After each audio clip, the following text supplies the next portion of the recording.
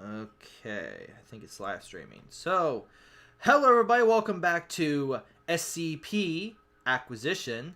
This episode's Stuck, Season 1, Episode 2. And we are still in Minecraft because, hey, we're all stuck in quarantine. And I figured, let's take that to the next extreme. And what happens when the SCP Foundation is stuck in quarantine as well. Not because of any supernatural thing, but because of this, well, virus, which will not be named, because, well, let's just face it, YouTube is suppressing that kind of stuff. So, where's the button? Okay, I'm now back in my thing. So let's go into the room. Those are the public mats. We want to go into the Skelly Den, and into my room, which now has a little bit of an upgrade because I've been playing with my friends on here. So these are the personal rooms, and we have Sarah tonight. Say hi, Sarah. All right. How are you doing, Sarah? I am okay. I am going stir crazy with quarantine, but, such is life. Yep. Well, it could be worse. And we are currently just, it's just me and Sarah tonight because our third player, he had an emergency to go to. He's not sick, don't worry. He's not going to spread the COVID virus over Minecraft. Because he's not coming, because I just said the name that should not be said. So anyway, I am tired. It's been a very long time since we were able to sit down and play. And tonight is SCP Acquisition Stuck. Now, Sarah. Yes. I'm trying to remember your character's name. I had it. Brenna. Okay. Brenna, you went back after the previous episode, turned in the paintings and the inkwell, and of course the article, well, not article, but like the document got done and quarantine got done and all that fun stuff, and SCP happened. You secured, you contained, you protected. Your boss was very happy with you. I think Mr. White is his name. I have to double. You got a cookie. And now that you are back at your office, let's have you make your office. Now, I have the Black Cat's office here. And it was going to be both of you going to be making this, but this red area here is the walkway. And you can pick either side that you want, but I was going to have both of you make your side of the office. But for now, you can just kind of like, make your office and go ahead and explain what you're doing. Which side are you going to pick first? So before we get into the actual game, I always like giving the players a place that is their own, like a home. And this is the place that they'll go back to over and over again, and it's kind of like their area, their space. Okay, I'm going to pick the right side because the right side of the brain is the artistic side, so... Or was it left? Because I was on the art side, which made your right my left, and your left my right. Don't go there. Not tonight. My brain don't process things right now. So go ahead and feel free to explain what you're doing. Which, by the way, these right here represent fluorescent 2x4s. 2x4 lights. So, and if you want, you can actually destroy the red blocks. Just make sure. Just don't go in the space. Yeah. That's fine. Actually, you know what? I'm just going to replace the red carpet. Well, the red wool with red carpet. Kind of indicate. Oh no. There we go.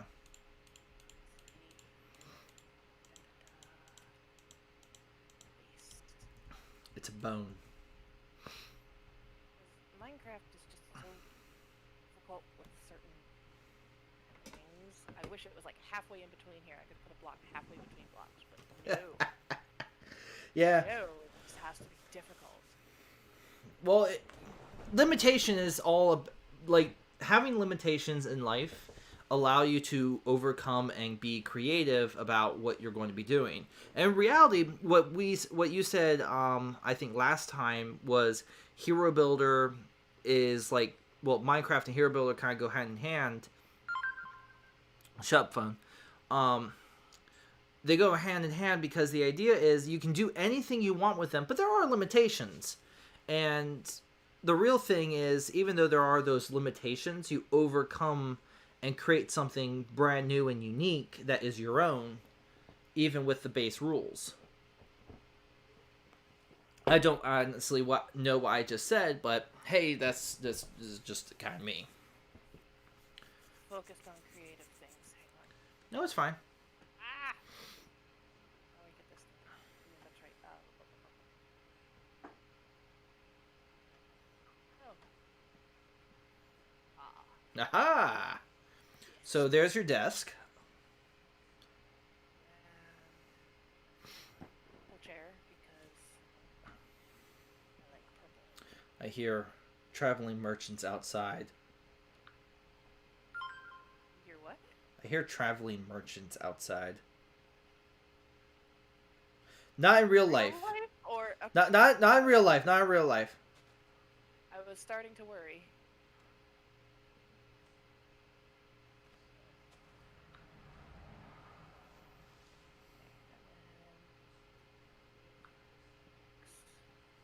Books. All right. So explain why you're putting the stuff you're putting in. Well, Brenna is pretty free-spirited, kind of quirky. Mm-hmm. So she would have books of just anything that kind of really struck her fancy.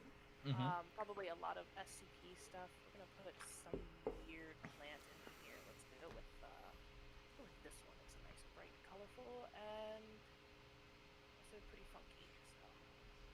Ah, the new warp fungus, I think. Is it the warp fungus? I think. Yeah, warped fungus. Yeah. Yep. Okay. Likes bright, colorful things. I wish I could get a skin for. I don't think I can put it on here. I was gonna put a flower pot on here for Gerald, but I don't think it's gonna work. Now, do you want a little bit of a building tip? Yes. Okay, so I have to do this. So take this and where is it?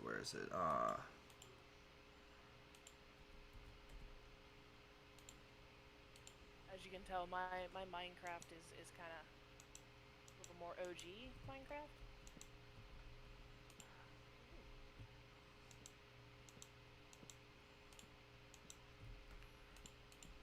Now you can put stuff on top. I have Gerald the coffee mug. See, you always learn something. You always learn something new whenever you play something. Yeah, that is true. That is very true. And doesn't. Now I can't take away. Now I can take this away, and if you want, you can have your desk be like that. Ooh, even better. I like that. So. Damn it. At this point, you know where the no walk zone is. And, of course, that no walk zone wouldn't be in here. It would be, like, the kind of unspoken rule that you can't, like, keep stuff right there. You will get the painting you will get the painting you're looking for, I swear. Haha. I'm gonna be smart about it. I'm just checking the live stream. We are definitely live streaming. Yay. I will stop fighting this eventually. There we go. That'll work. That will do. That will do. So your character is a very spirit kind of person. So you have something that is way above ground because I think all facilities are underground. Do you have a computer on your desk? I do, but I have no idea how to build one. You don't have to. It's just a question. I think you could do. What's the stone sharpener thing? That might take up way too much space, though. Feng Shui is off. There is no half slab. Hang on, I have an idea. Where's the what do they call them? The stone sharpening thing supposedly rotates. Grindstone? Yes, that. I literally got 2 hours. Like that? Total. You know what it'll do for now? I mean, like, do what you gotta do. I was just wondering. Yeah, that's what I want, but I kind of like want it over on this one. That one? It'll work for now. It's a placeholder until Minecraft comes out with computers. If only. If only. So that will do. So that's computer. Question mark. Oh, hang on. Idea. Banners. Banners will do the thing, I think. Because, you know, it's futuristic, it's techie, it's got, you know, probably super flat, thin screens. Yeah, very tall flat screens. Well, I want it to go halfway down. Like that. Not really.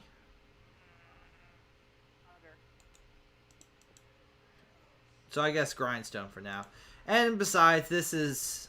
So I get the idea of your office. So this is your office. I'm going to go save. Save. Alright, this is now saved. Your office is now saved. Yay. So, go ahead and place your character. I'm just sitting in the chair, so... The yellow. The yellow. Oh.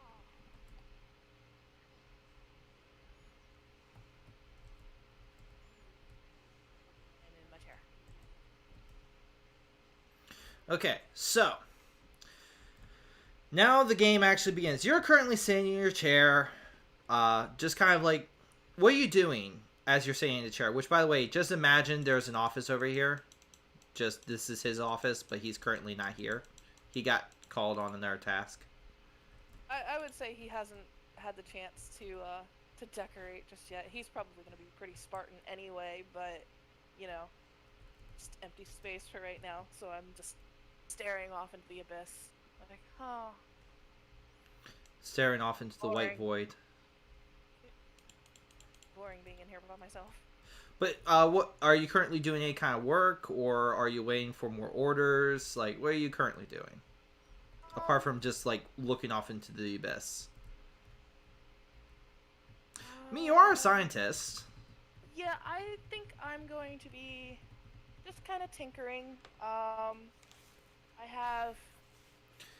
It never came up in the last game, but I have my little robo-dog, Hephaestus, so I'm just kind of tinkering with him. Okay, you're working on your robot dog, Hephaestus. And you can... so he would be on the table as well. But, because you actually took the Flare Woman's best friend. Describe Hephaestus to the player, to the audience. Do you remember about, what, half a decade ago when they had the little robot pet craze going on? I had a robot Velociraptor. So yes, I do. I do remember it. I fell into it, but it was with Velociraptor. I was not expecting that one, but yeah. So he basically looks like the little robot dogs with the light up ears that you used to be able to get. But the technology inside of him is a lot more advanced than what you would have bought, you know, for $50 out of the store. Okay. He literally started as that, and he just kind of was tinkered with and toyed with until he became what he is. All right. So he would not be classified as an SCP because you essentially built him. It's well documented how you built him. It's just a really advanced robot. Right. And it is explained, and like everything about it is explainable. Yeah. Blah, blah, blah, blah, blah, blah, blah, blah. I didn't use any anomalous materials in his construction per se, but I would have probably learned a thing or two since being employed here, so that may have made its way in there. Maybe. Okay.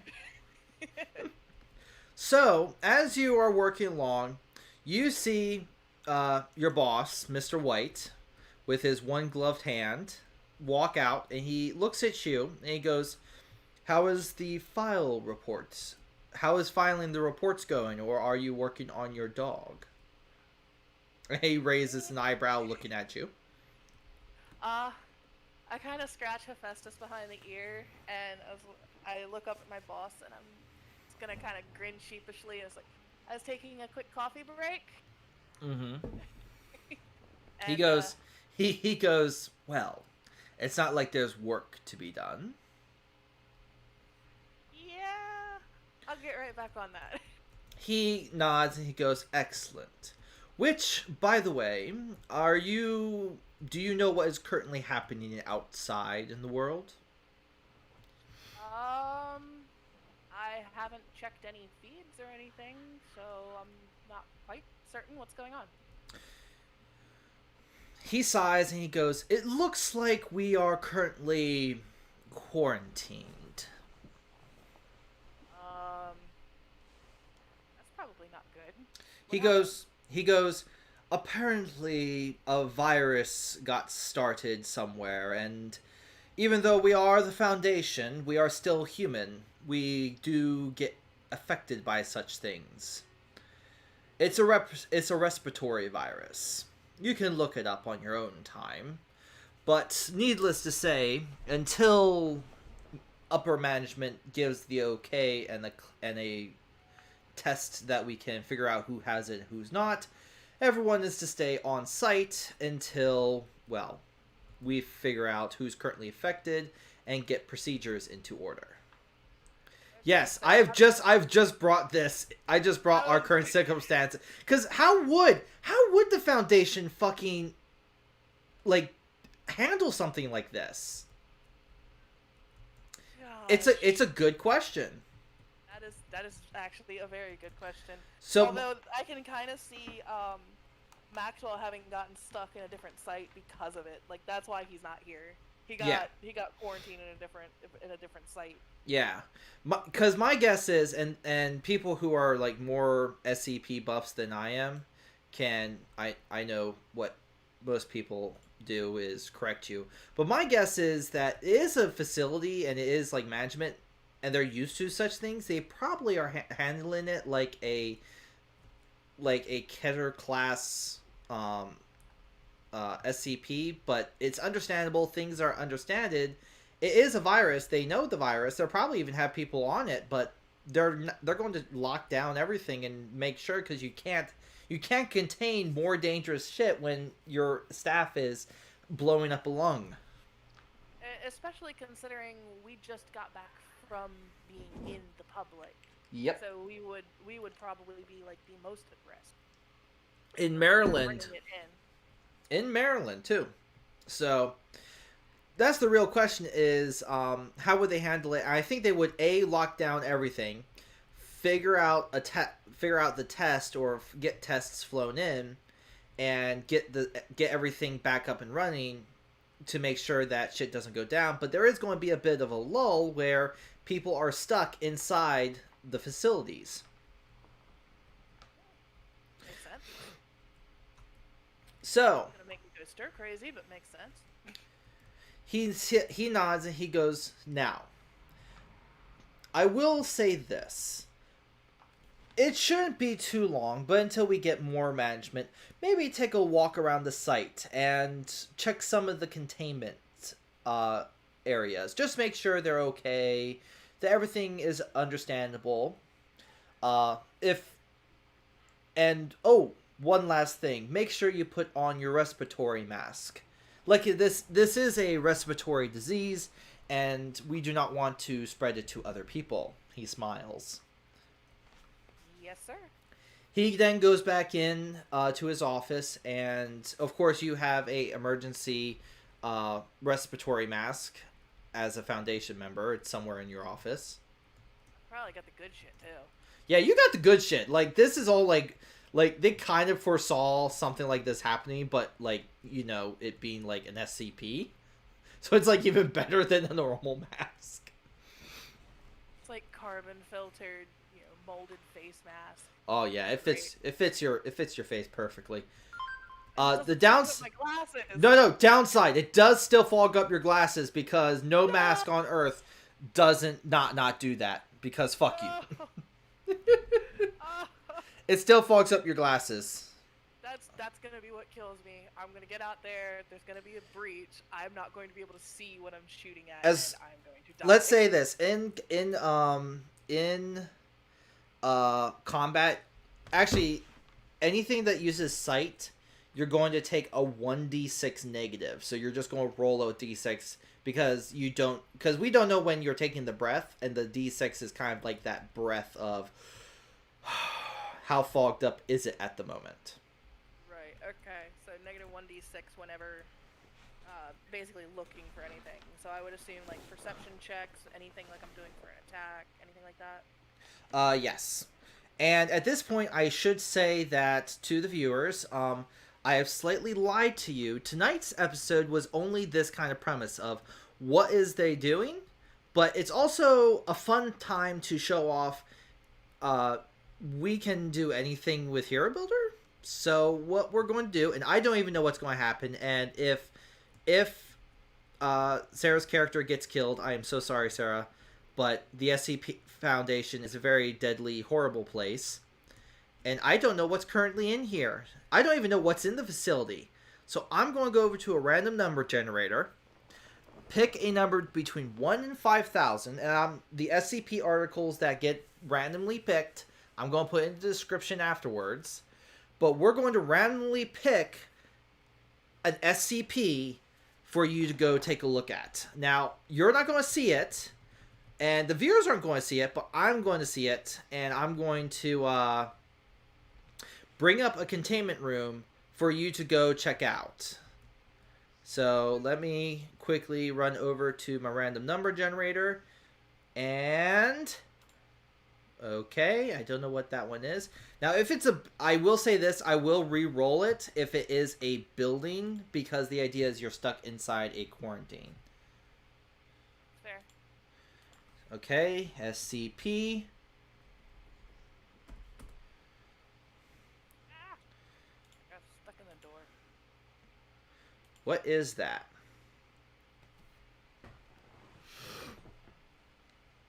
Yeah. Oh my god! Okay, hold on. I have to actually read the article because this one's new to me. I did not even know. Description.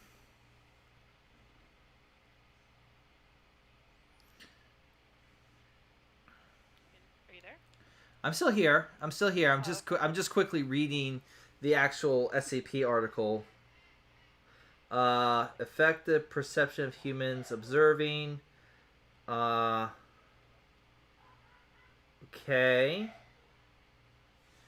Okay, what's containment? Okay, I'm just going to tell you what this one came up as. It's SCP-4110 Euclid, but we can't do it because it's it's an outside one, but it affects party, city, spirit, Halloween places. It's literally an outside kind of thing, but Alright, well, like, just put it in the list of what came up as it's, interesting Yep. to look at, but we'll go ahead and move Yeah. on to the next We're going to randomly roll again. Okay. SCP. What's the number? There we go. I'm just kind of keeping the articles up.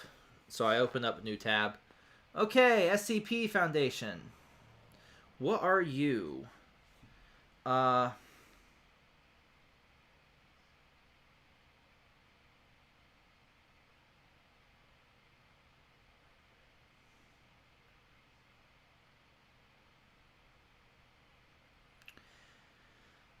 This is a problem with randomly picking SCP stuff throughout like everything, because you never know what's going to fucking come up.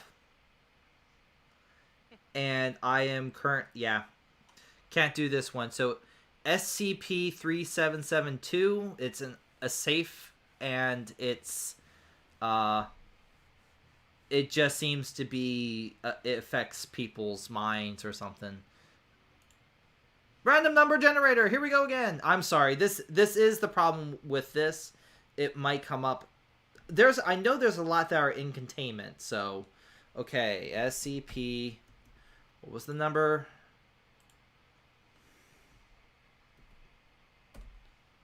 What was the number? Okay. All right. So the previous one was 3772. This one, let's take a quick look. Okay, this one we can do. Hey, third time's a charm. Okay, I'm just like reading it.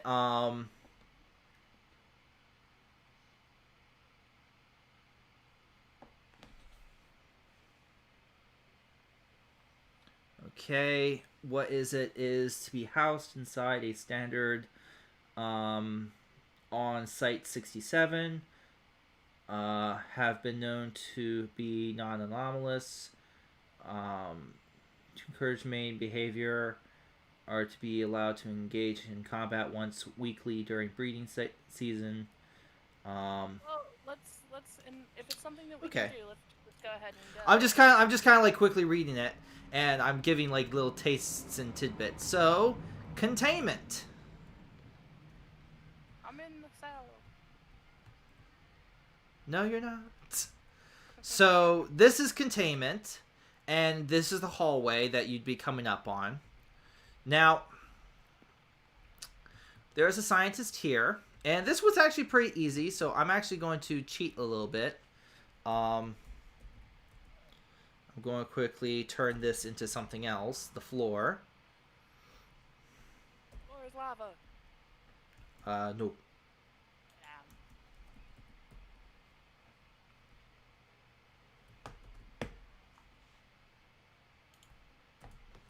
There we go.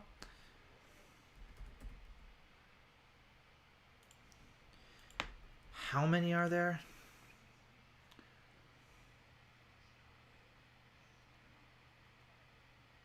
There are...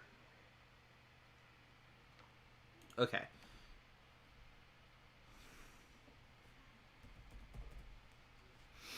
No, wait, hold on. That's not the right one. Yeah, that would be better. 1, 2, 3, 4, 5, 6, 7, 8, 9, 10, 11, 12. So,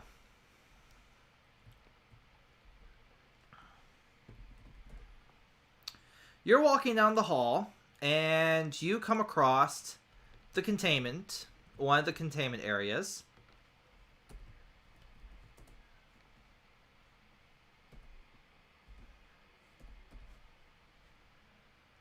This containment contains SCP-4980. As you walk by, you notice somebody is indeed inside making observations of the SCP inside the containment area. Do you go in? You don't. By the way, I'm leaving it up to you whether you go into the room or not. It's totally up to your character. Mr. White said take a look around, take a look at the other containments, but you do see somebody in here looking in on something that's in the containment room. So there is somebody in here to chat to, and you do recognize him. It is indeed Dr. Willis. Oh. 1 sec. That's my dog's medication alarm. She already had it, so it's fine. Okay, that's good. It's good that your dog got the medication, so no worries. So what do? You're currently walking by, and Is that this Dr. Willis? it's Dr. Willis. It's Dr. Willis. He's one of the more nerdier guys, and how do I put it? He has a weird fascination with a certain kind of type of SCP And just judging by him in here, you know it's of some sort of avian SCP. Like it's some sort of bird SCP. Yeah, no, I'll go in. So you pass your key card, you go beep, the door unlocks, you enter, and he kind of like looks over at you. He kind of nods, and you see that he like reaches over and puts a mask, like his mask on as you enter the room. Which is just something we're all kind of like used to now. Yeah. Now, there is a window, an observation window, looking in on the SCPs inside. Would you like a description? Yeah, absolutely. There are 12. There are 12. How do you put it? Dodos. There are 12 Rapusius calculatus dodos.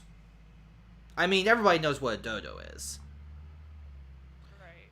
But there's something odd about these particular ones. For example, one has high intense lasers. One seems to have a flamethrower. Another one seems to have a 35mm cannon. You're pretty sure that one there might be able to fly with a jetpack on the back. They're freaking attack dodo. Basically, yes. Robot fighting birds. I am done with this fandom. I have everything that I ever wanted from life. So you just look in and there's like these attack not dildos. Dodos. We're not going there.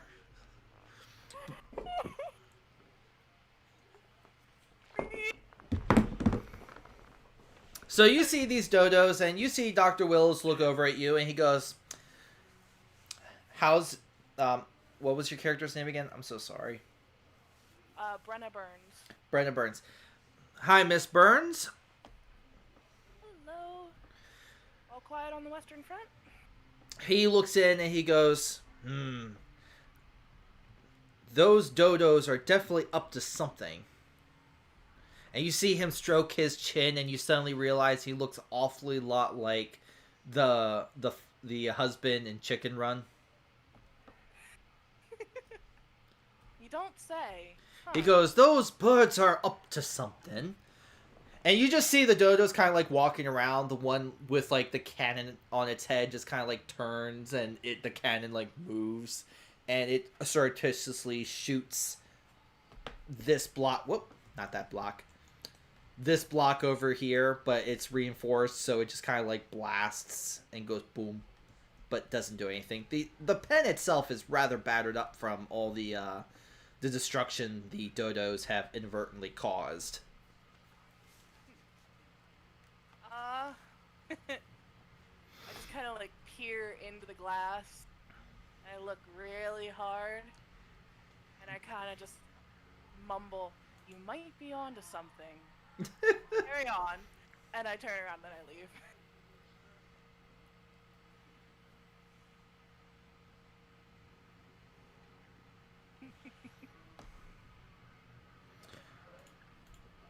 He goes, probably the most interesting thing that we've been able to figure out about these creatures is that, unlike most SCPs that have them, they don't seem to have a pack kind of mentality. They're quite like weapons. We discovered that if one of their babies gets born, we have to put somebody with the baby so they get imprinted onto the person. And they will follow rather interesting commands. How do I put it? They become like attack dogs. But I'm pretty sure it's just a front. You see him kind of like lean forward with his arms on the controls, and he goes, I'm very certain those birds are more smart than we think they are. You see the one dodo kind of like cocks its head, kind of like the seal in Finding Dory.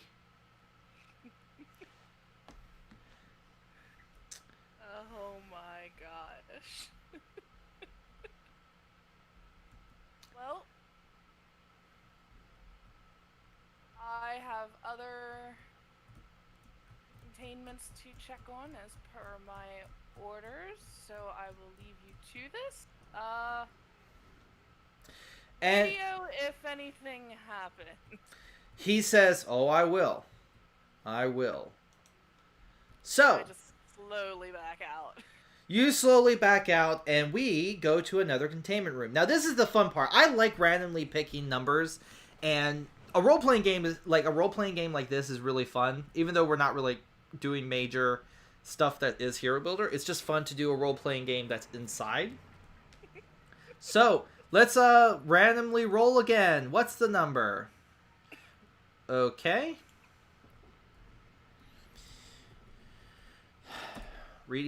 Grabbing the article now. Let's see if it's one that we can actually do. Okay, what the fuck? Hang on. It's to be contained. We can do this one by the looks of it.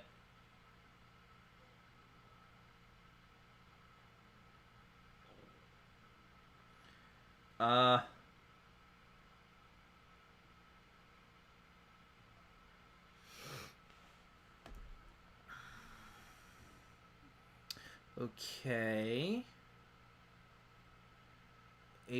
Okay. I'm like, this one's a pretty long one, but I'm getting it. Oh, here we go. Here we go.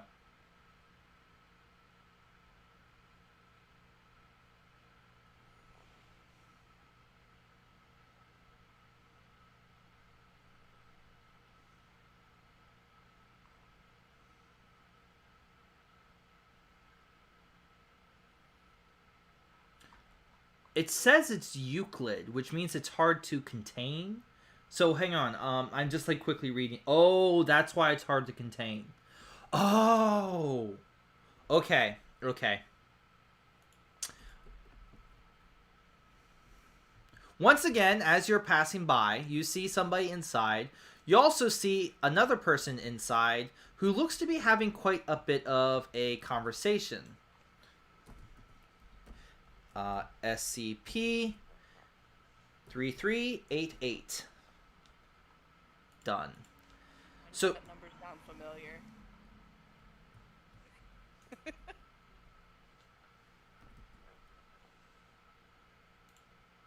I think that can go into a flower pot.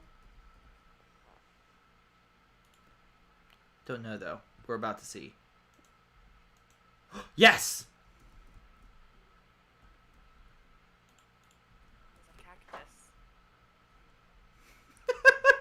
Okay, this is why I really wanted to do this, because it's literally, we're taking a look through a bunch of the SCPs.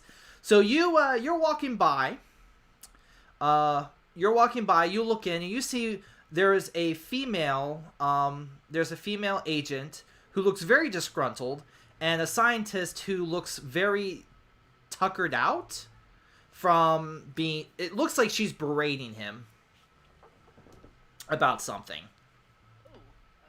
That's obviously something is up, so I am definitely going inside.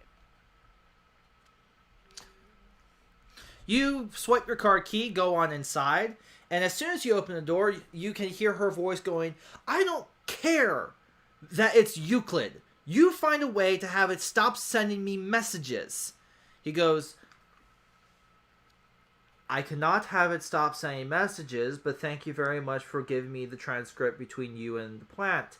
I'll make sure that you are not assigned to its upkeep anymore." I don't care.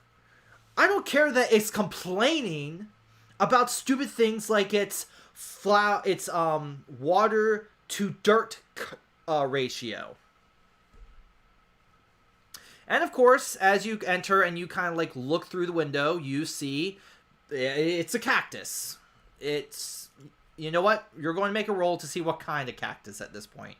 Because you know it's a cactus, but we got to bring in Hero Builder. Make your knowledge of botany. I think it's botany. Botany knowledge. I don't know a lot about botany. That's That's a cactus. It's a cactus in the middle of a fucking containment room, which at this point doesn't surprise you, but what? See, this is why all of my plants are like low maintenance. I have like freaking dandelion in a pot. You see, he kind of like he looks over at you and he goes, "Did you get a text message from SCP-3388? No. I got orders from Mr. White to just kind of peruse and...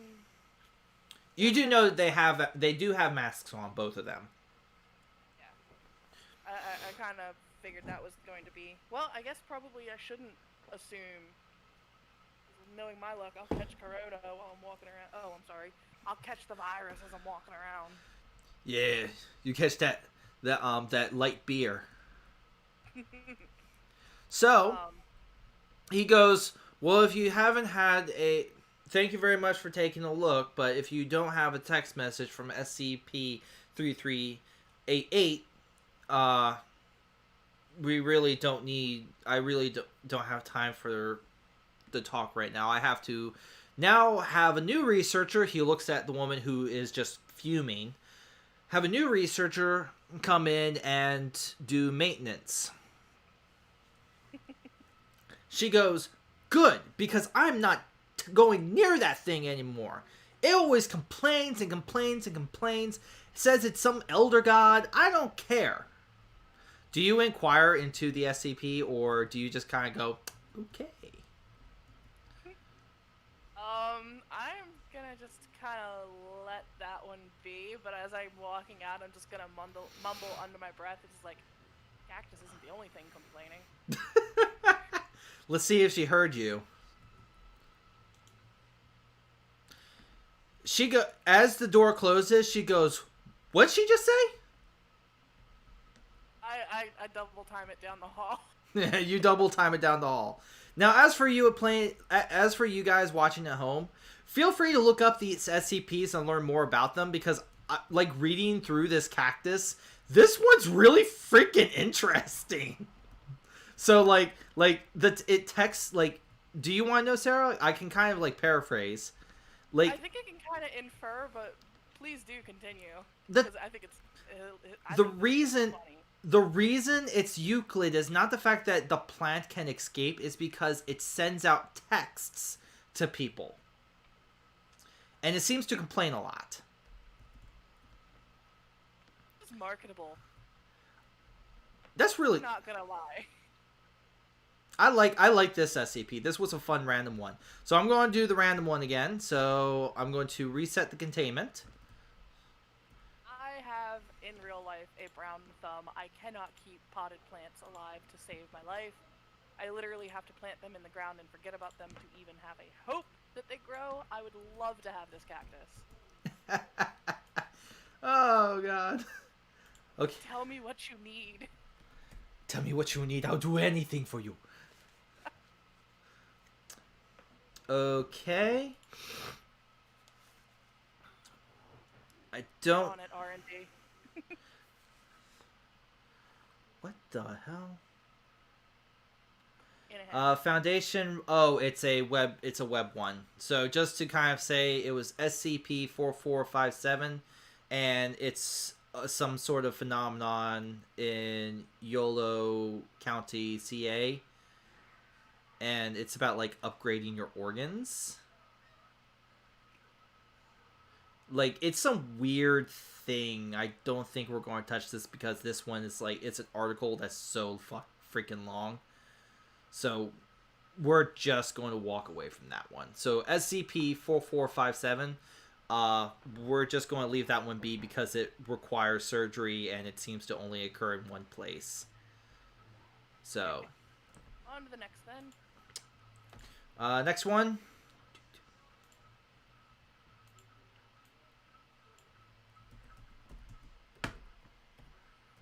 All right.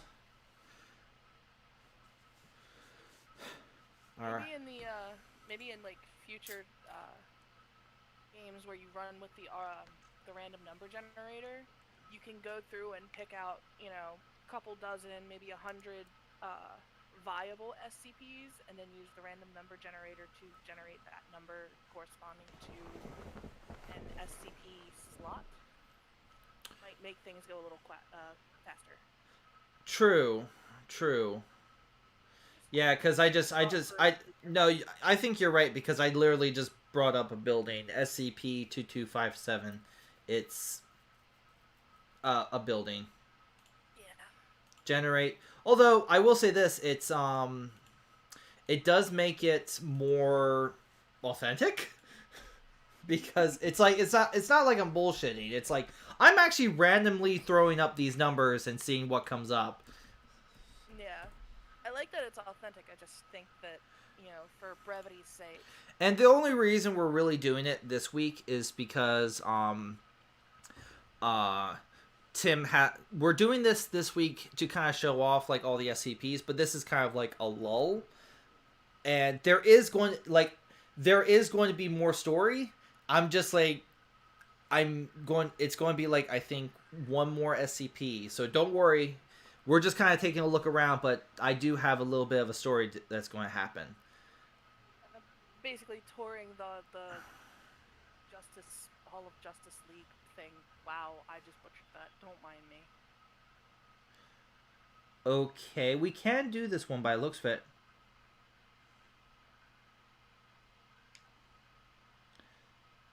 I feel like I need more caffeine.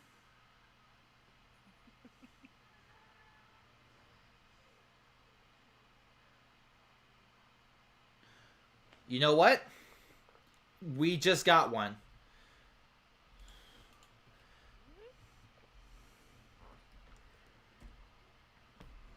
Give me a sec. I just typed an SCP into the search bar. I'm smart.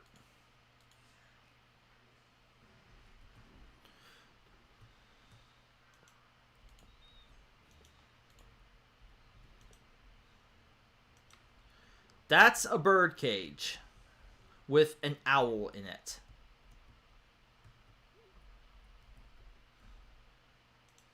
Actually, you know what? It'd be better to have... We're going to make these wood planks. Those wood planks. Okay. Alright. We also see, again, a scientist in the seat. But you also notice a woman. She looks rather young. She is looking in on the thing, and you currently see a sign, like all the others, SCP-1049.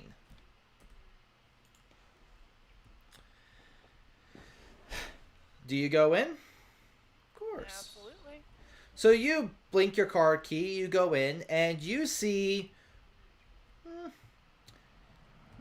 a man, what appears to be a very young, a rather youngish man with black hair.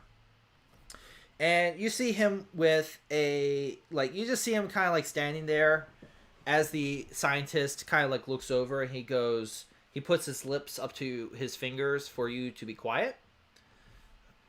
Okay, I nod in acknowledgement.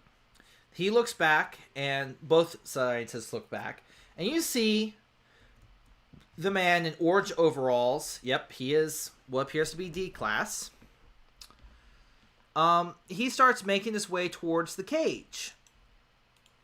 Now, as he approaches the cage, the owl inside kind of like turns around and is looking at it. You also see a... let's see here. Hold on.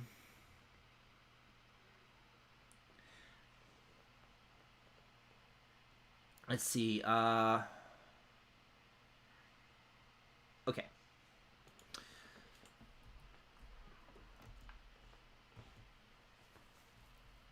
It kind of like looks at you. The owl looks at all of you and then looks at him.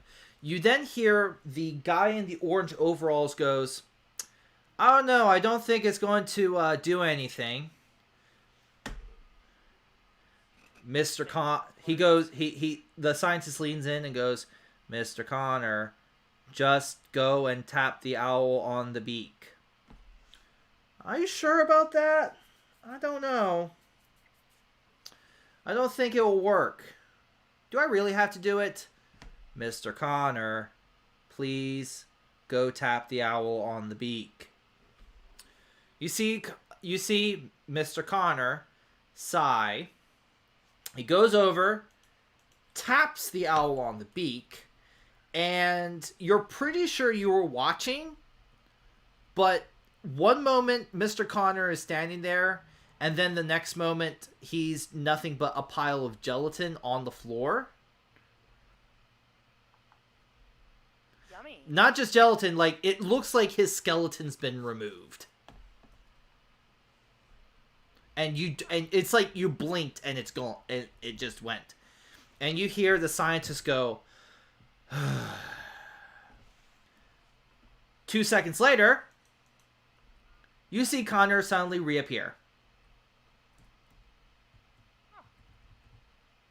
Now for those who have seen what's it called? I actually got to go to YouTube for this. I completely forget the name of it. I'm bringing in Mr. Connor, and I'm not bringing in what's his name. I feel so bad. Hold on, nobody talk to me. Oh no. Let me see. This is where we pause for technical difficulties. SCP. Not containment breach. What's it called? Lord Bunge confinement. So I'm gonna link his channel in the thing, but he came up with Lord Bunge created a character named Mr. Connor, who himself is an anomaly. He has the ability to basically regenerate. And Pile of goop? from anything. He can regenerate from death. When he dies, he pops back into existence. Lobby. Nobody knows how this happens yet. He hasn't kind of revealed it yet, but part of the fun of an SCP is you never quite know. So, Mr. Connor, another YouTuber, is in here. I'm going to link his channel to this channel so you can go watch exactly what I'm talking about. But, like, he reappears and you see him go, what? Ow! That really hurt.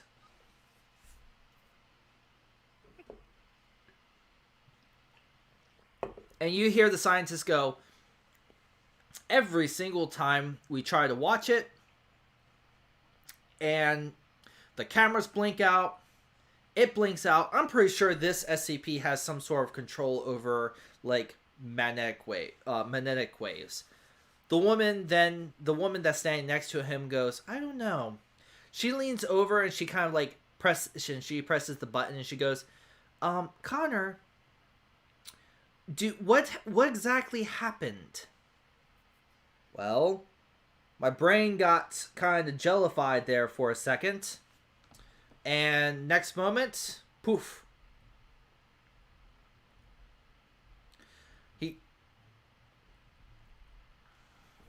He goes, but whatever it did kill me. Instantly. The scientist goes, it's going to take forever to find out how it's doing the thing it's doing. He then looks over at you and he goes, yes, Mrs. Burns, how can I help you?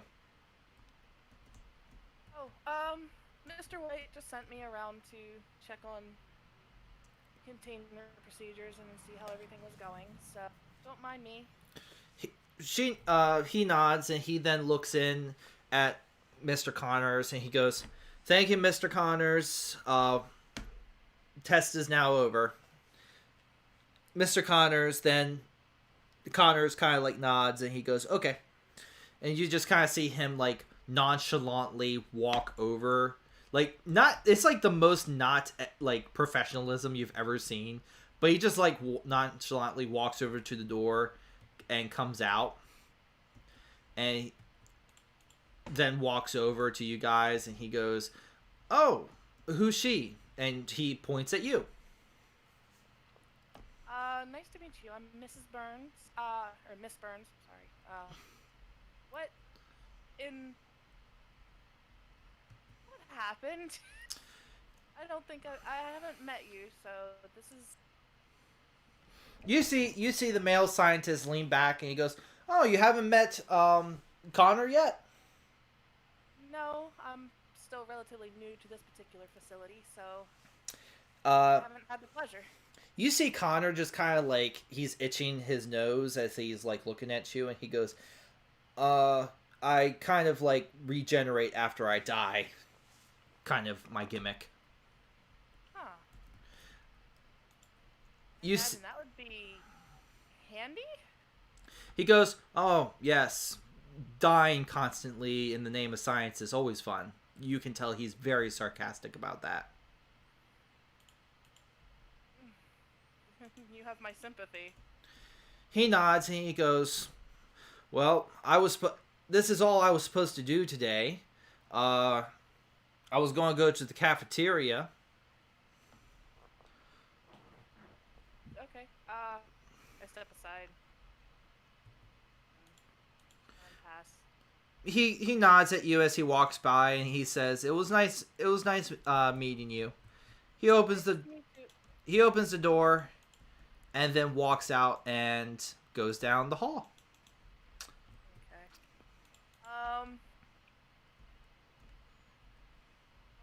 Okay, so I just kind of like I want to know a little bit more. So I'm gonna ask them, what kind of technology are you using to try and record the event? The female scientist goes, "We were currently using standard foundation cameras, which means that they were recording in every single spectrum that humanity has come up with. Oh. But for some reason, they can't seem to capture how the owl is removing the skeleton from people."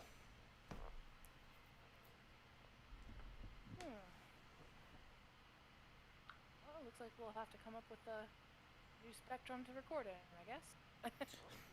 They Imagine that's not very helpful, but Well, the thing is, the problem that's happening is that whatever camera we have on, it's like it blinks for a second.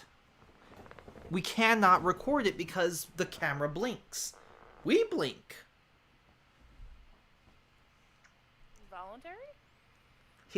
He kind of like shrugs and he goes, "It's probably an effect the SCP has on us, but that would mean that it has some sort of knowledge of when everything's going to blink. But cameras don't blink. So does it have control over the cameras?" Or does it have control over reality? He goes, "Oh, if it had control over reality, that would be very terrifying. We already have a few that are like that, and we don't want another one. We don't think it has control over reality. Because if it did, it would just break out." Fair point. So it would be somewhere between having omniscient knowledge of whenever the opportune moment to actually strike would be and reality. That's a pretty wide spectrum. You know what? I'm going to make a roll. Okay. It kind of looks at you. It looks at you when it says when you say omniscient knowledge. Did I notice that? You know what? Make a roll. Did you notice that? I rolled a natural 20. You know what? Gain the skill observation. Or you know what? Perception. Did you already have perception? I think I did. What did I do in my book? Oh no. I put it on my tablet for just this reason. I have awareness, so not perception. So you gain perception because Hero Builder is Hero Builder. Now there's wisdom, which I love wisdom-based skills.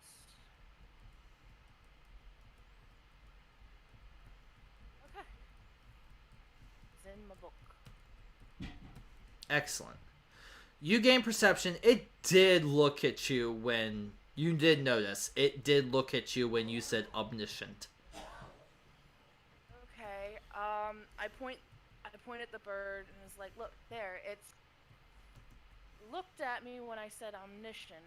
I believe that would probably be the next logical course of study. You see them both look at the bird and then at you, and then they go, omniscience would answer that particular question. They nod, and and you can see them both nodding at the same time, kind of like they're getting the same idea, and they're going, yes, yes. Omniscience or intellectus would be the better word for it. Maybe it knows what question to ask. Yes, yes. They look at you and go, thank you, Miss Burns. Anytime, happy to help. And I will leave on that note. All right. So, resetting containment. Look at me being all sweet and helpful and shit. I know. I will say this. I'm very sorry, by the way. Normally I plan out a good portion. Like, I knew SCPs and everything were going to be done, but I always kind of figure my time management with a certain amount of people. Because the idea is both of the players would bounce off each other, but now it's just you and me. So my time management got thrown out the window. So this episode might be a little shorter than others because I don't have a way to like have two players eating up a lot of the time talking and getting into character. So I do apologize if this episode might be a little short. So I'm just warning right there. That's okay by me. I'm trying to drag things out as long as I can for, everyone else's enjoyment. Oh yeah, plus it's fun to see SCPs. So, you know what? You did not take my one hook bait, by the way. I will say that, which is fine. Dodos. I'm pretty sure it was the dodos. No, it wasn't the dodos. It was to go to the cafeteria with Connor. Oh. So well, I mean, I could always follow because that was going to be my next. Next point is that I need kind of a caffeine fix. I mean, you assumed that my addiction would have. I'm addicted to caffeine, so. True. You can go. You didn't want to go with Connor to it though. So do you go to the cafeteria or do you stay on like your little roundabout? Because you've only been walking around for like a good hour, and go ahead and make your dice roll to see how long it is until you need caffeine again. Because you just drank caffeine in your office. Yeah, okay. That would be about it. Yeah, you need to go get caffeine. So I'm heading to the kitchen. All right. So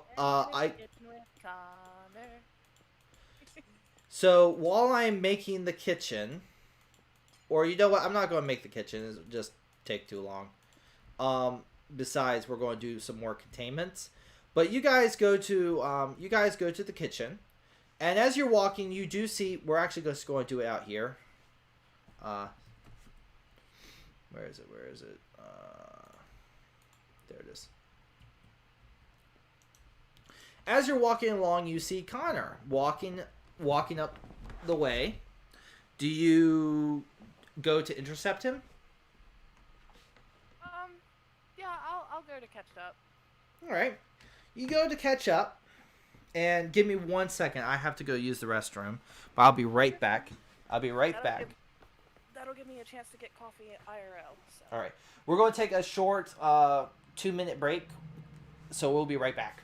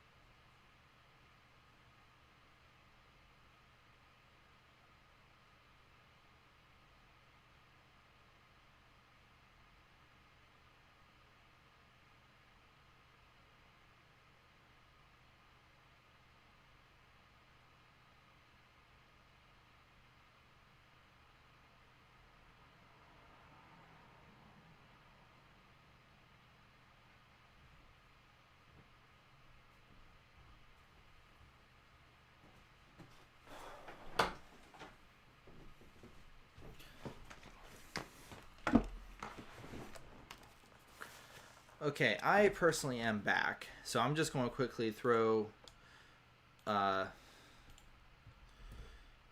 these SCP articles that we've gotten so far into the description.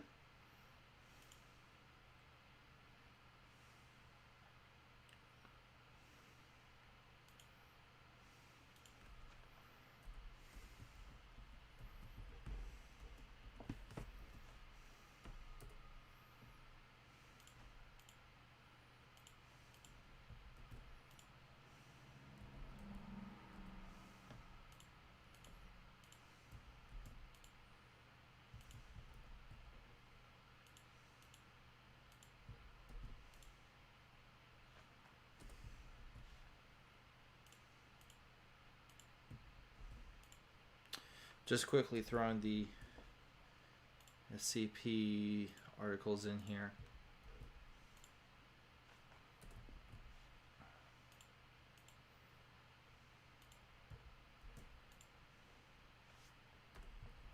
There we go. Those are all the SCP articles so far.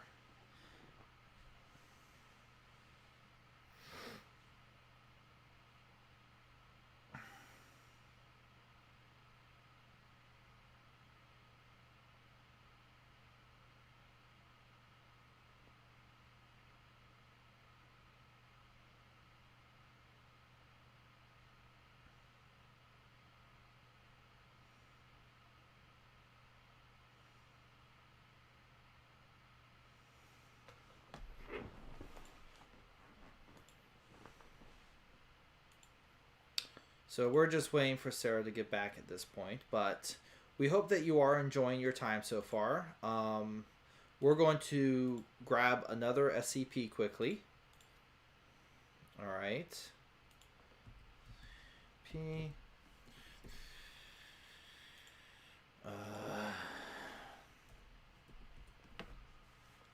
We're just going to quickly grab another SCP and see if it works. And nope, it's a area. So I just rolled SCP-3383. I'm going to put into the description so you can take a look at that if you wish. But that's the random number that came up. I have returned with the sweet ambrosial liquid. Excellent, excellent.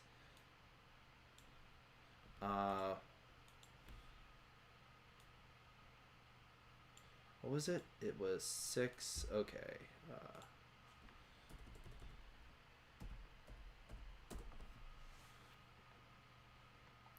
I was just kind of running some random numbers to get another containment, and I think this one can be. What is it?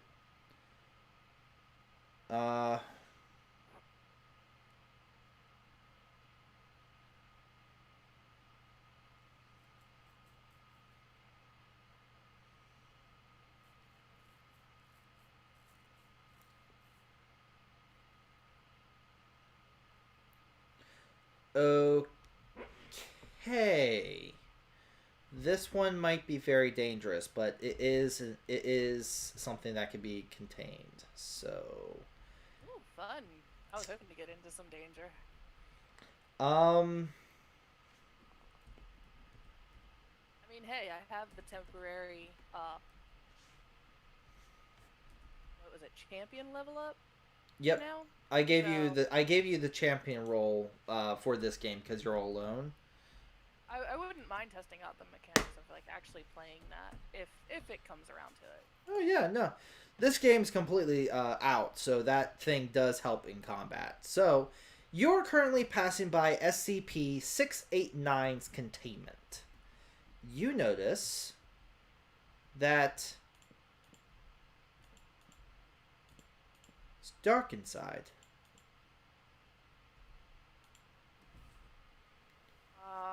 Yeah, this one is dangerous. Give me a moment to quickly read. It is to be contained. Must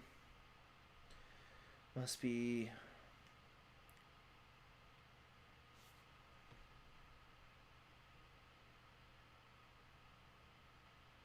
Okay.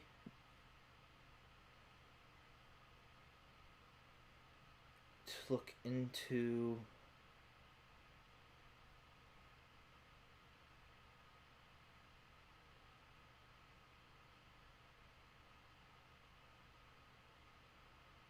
Okay.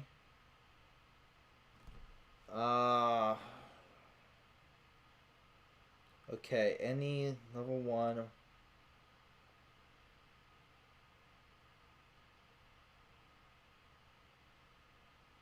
Doctor...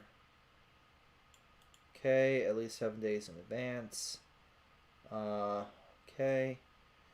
You're going to have a high level, so no worries.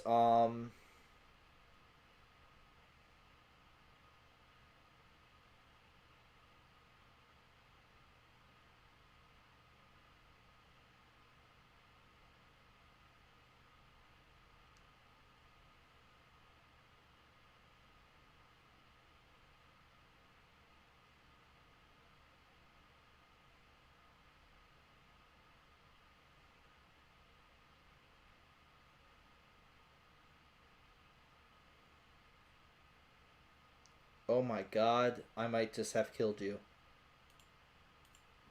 Maybe, I don't know. Okay. So I don't... We'll see. Did you look up the SCP, or are you keeping it in the dark? I'm keeping in the dark, but what I'm gonna do is I'm gonna roll, because I have SCP knowledge, so I'm gonna roll for that. So that's 8 plus 2 thing.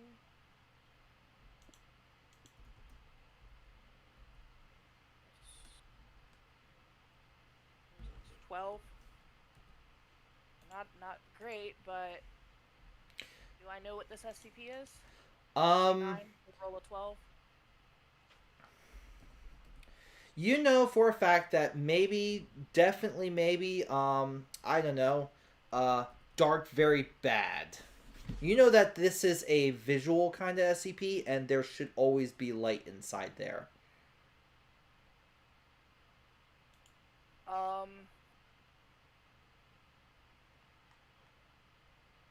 Okay, I'm not going to enter. I am going to instead contact Mr. White. Okay, you contact Mr. White. You give him a call.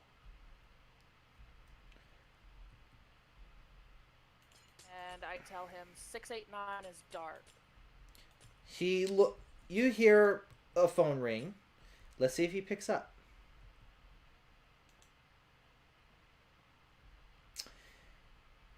It rings and rings and goes to voicemail. Shit.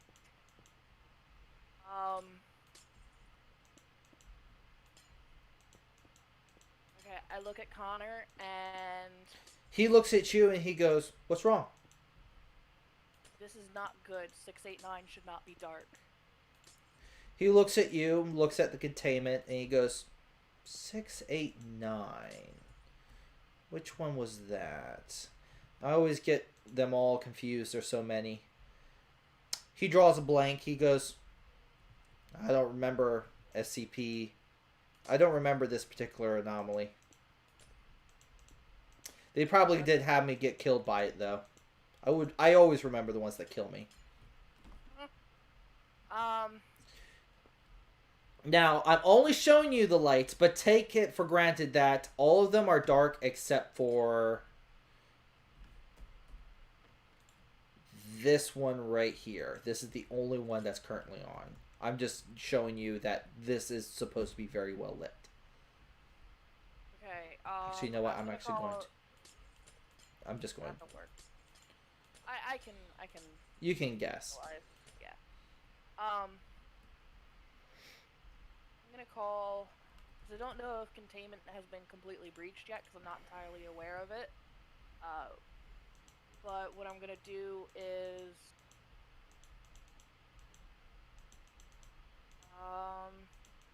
Shit, man. Don't look at me. Here, I'll go behind the wall. So I can't see what you're doing. Meta is bad, kids. Knowing the meta is bad. What would your character do in this situation? You know it's supposed to be well lit in that room. you don't remember the exact details of SCP-689, but you do know supposed to be well lit in there, and you do see another sign that says I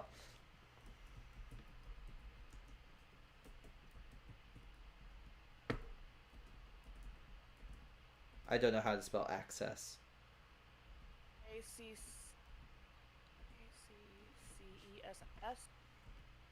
Hold on, I'm just gonna go over. I'm just going to copy and paste. Wait, hold on. It actually says level 3 security clearance. There. Okay, that says fill clearance. Okay, got it. Do I have level 3 security clearance?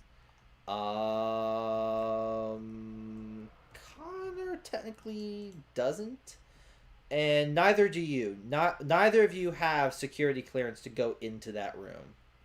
Okay. Well, I mean that makes that. Actually, you know what?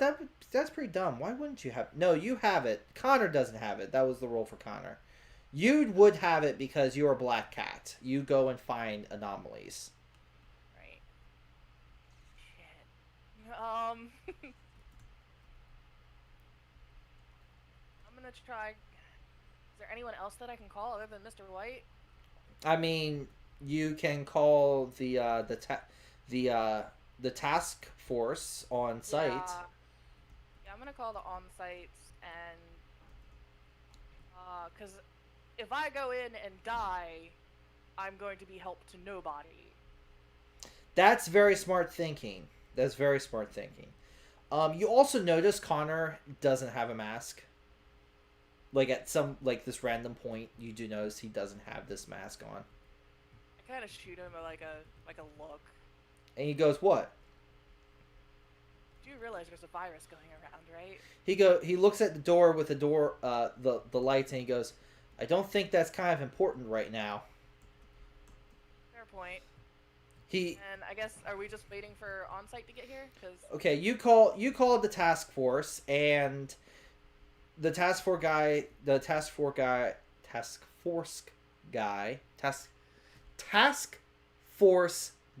Dude. picks up. There we go. I did it. I said the words. You can English. I can English. It's only my second language after none. Okay. He does pick up and he goes, "Yes." 689 is dark. He goes, 689, hang on. You hear he taps on his keyboard. He goes, "Right. Okay, don't go into the room. Crap. Security breach. I don't know. Is anybody alive inside?" The doors, do they have windows? No. No. No, they do. No, they do have. This one does have a window for people who are walking by to see if it's brightly lit or not. And no, it looks dark inside. You cannot see it's a containment. Can you though? Okay. Can you see? Actually, no, you can. A little bit of orange. Okay, you do see what appears to be a D class looking absolutely terrified, and he is kind of standing there motion solid, and he's just like he's really fucking scared. He is blinking, so he is blinking. It doesn't seem to be stopping whatever is going on, but you do notice that he is he's currently watching whatever is currently One confirmed D-class personnel inside the containment chamber. I do have Mr. Connor here with me. Ooh. Okay, put your character down exactly where you are with this call going on. Okay, I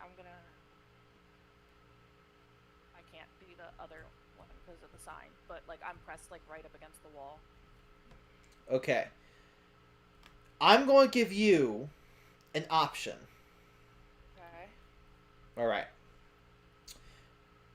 technically speaking, what this thing can do is considered a death power in Hero Builder. But, Hero Builder, we don't do death powers. So what we're going to do is it's going to make an attack on your will. Alright? Okay. What it will do is if it is successful, you're going to become petrified. Which means that you can't move and you can't do anything except stare at it. Okay? Okay. Otherwise, you looked away just in time. Alright? Okay. What's your will? Does the will get leveled up between 1 and 2? No. Didn't think so. So 11. Damn it. Yes, it did petrify you. Well, you're technically held. That's actually a better word for it. You are now held as you look over.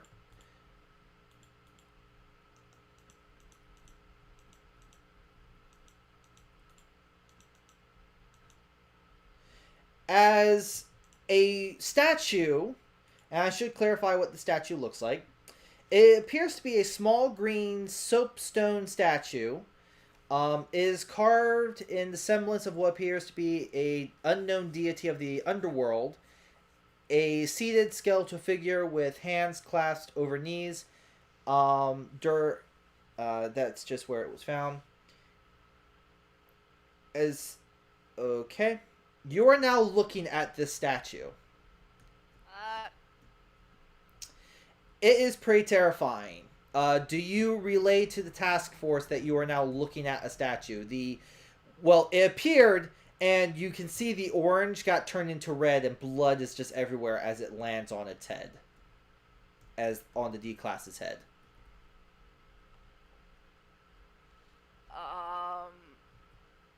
Scratch that. No survivors. He sighs and he goes, "Are you currently looking at it?" Connor walks up to you and he kind of like pokes you in the side and he goes, "What you looking at?" Yeah, I am looking at it. He goes, "Do not take your eyes off of it. You can blink, but continually watch the statue." Okay, Connor... I hold up my finger to Connor and like tell him, wait. You hold up your finger without leaving eye contact. And Connor goes, What's going on?" You hear a task force member go, "Is there another person near you?" Yes. Okay. Good. Tell him to look at the statue as well. Okay, I kind of motion to Connor and was like, "You need to look at this, please." He walks over, he looks through the window, and he's looking at the statue. He nods and he goes, "There seems to be a lot of blood in there. Is that a statue?" Yes, don't look away from it. You have to keep your eyes on the statue no matter what right now. He nods. But just don't look away. Alright. He nods and he goes, "I ain't gonna not look at it. What is it going to do? Kill us?" I would say that's probably a safe assumption. You hear the task force guy. You see him clicking and he goes, "We already have a few agents heading your way. Just continue maintaining eye contact, and whatever you do, do not look away, and hope that the light in there does not fail. We'll have to figure out why the light failed. Oh, by the way, is there anyone whose security class is level 1 or less?" There's a D class, yes. He nods. Give me 1 second.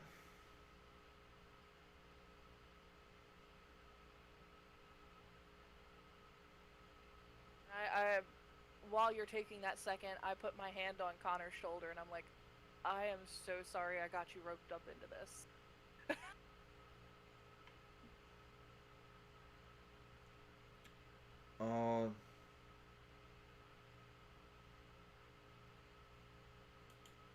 Okay. So he nods and he goes, okay.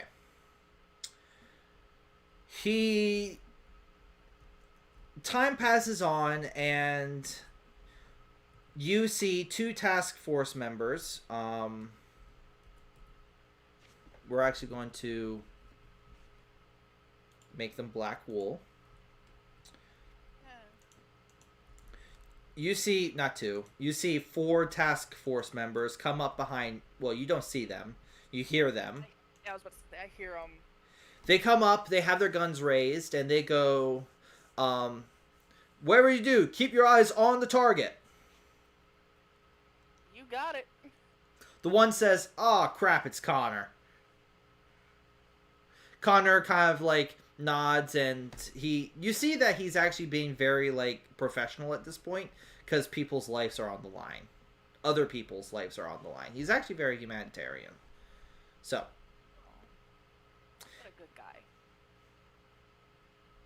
Yes. Good. No, he is. In all reality, so far we know he is good. So you hear the task force members, they go, Connor, we're going to open the door. You are going to go in there and watch it while we get the power back on. He nods and he goes, can do. They open up the door. And you see Connor walk through, his eyes never leaving. He walks into the room. The task force members quickly run in. You're now free.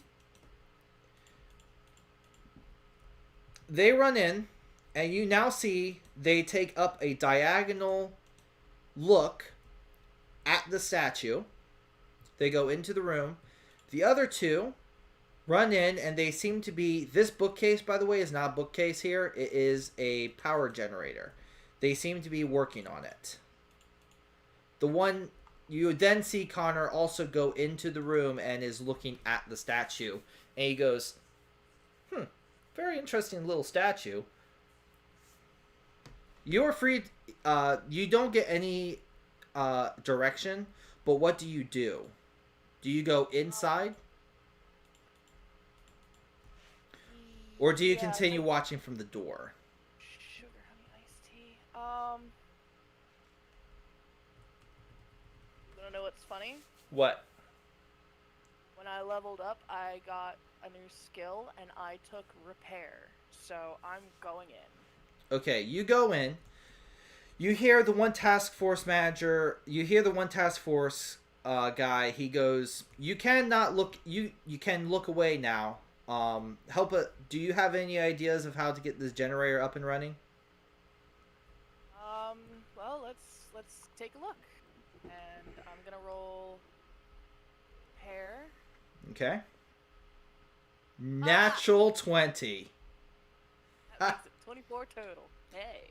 You look at it, and indeed it is a generator, but you realize that apparently there was a power fluctuation, and I actually work as an electrician, so what actually happened was the generator wasn't actually hooked up properly, so while it is giving off energy, nobody noticed that it went over to generator. Well, nobody really noticed that it went over to generator because there's a transformer in the room as well. I should say this, the transformer right there. You look at the transformer, you look at the generator, you realize the generator is almost out of battery. Basically, it's almost out of juice. This last light is all it's like being able to power.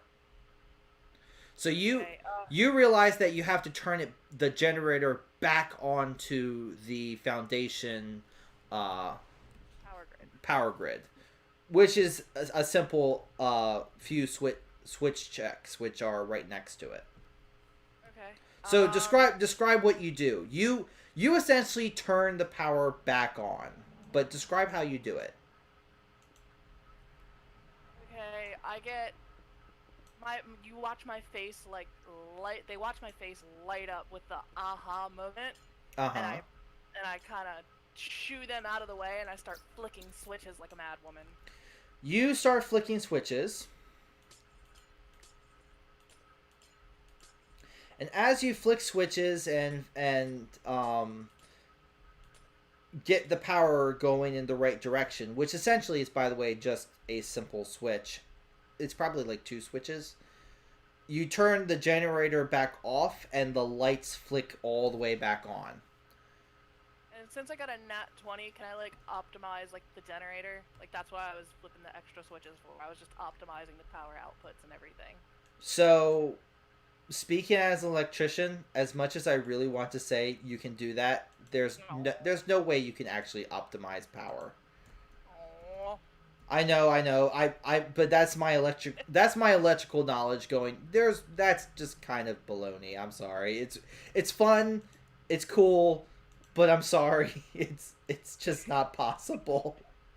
As you can see, I have zero knowledge of, Oh no, it's fine.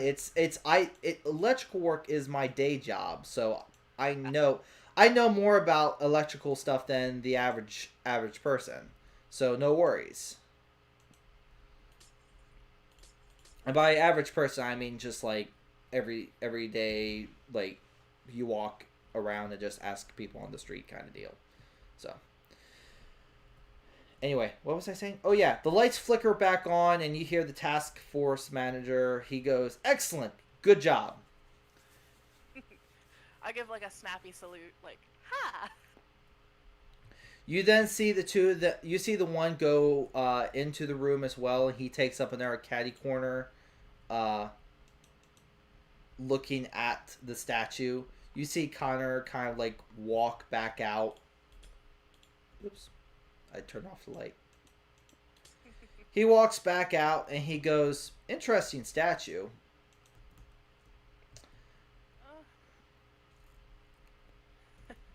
Interesting is not quite the word I would have used, but You do you do see on the desk there is and it was in the dark and you didn't notice it, but you walked through blood.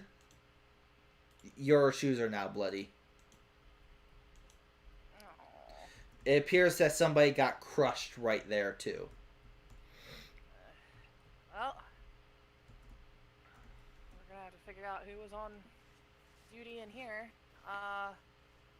You hear Is there anything that I can is there anything that I can write on that's on the desk? Like you paper, see Post-it note? you see a file that is SCP 689's file. Okay. I want to look through it real quick. Okay, you look through it. SCP 689. Object Class, Keter. Special Containment Procedures. SCP-689 is to be contained in a large concrete chamber equipped with high-intensity sodium lithium lights. These lights must be wired to separate redundant circuits, such as that SCP-689 is brightly illuminated at all times, which you just fixed that redundant circuit that failed. At least 3 personnel must be on duty at all times within the containment facility, 2 D-class inside the chamber, and 1 level 2 or higher at the operator station outside the chamber. The operator must either be completely blind or be fitted with a visor helmet sufficient enough to block all vision, which must not be removed for the duration of his shift. Under absolutely no circumstances is the operator to look into the chamber. The Class D observers must be between SCP and 89 in view of all times without exception. Blinking is allowed. Okay, I'm gonna write a little note in the corner of the file that says, "Please ensure power supply is switched to draw power from the power grid and not the generator." All right, give me a sec. I'm quickly reading something. For any reason, if the lights go out inside the chamber at any time for any reason, or if there is any interruption in observation, all currently extent personnel who have seen this SCP must be executed without delay. It is recommended that they be fitted with remotely activated kill devices triggerable from the containment control room. If the SCP is known to have left the chamber at any time, relevant teams consisting of blind or visored personnel equipped with echolocators along with Class D observers must be dispatched to the location of all personnel who have previously viewed SCP-689. Retrieval teams will establish an immediate perimeter and cover the object before turning it to the chamber as quickly as possible. So apparently it's... I'm gonna die anyway. Well, it said all previous. Okay, how are we gonna interpret that? You notice that the task force manager kind of like look at you and then look at Connor, and he says, "There's nothing we can do about Connor," but he looks at you and he goes, "You looked at the SCP-689. Yeah? He then looks at the document and he goes, "We're lucky that the thing didn't get out of containment." Now, I'm going to say this. You're a hero. This is Hero Builder. You can try to convince him to not put a kill switch on you.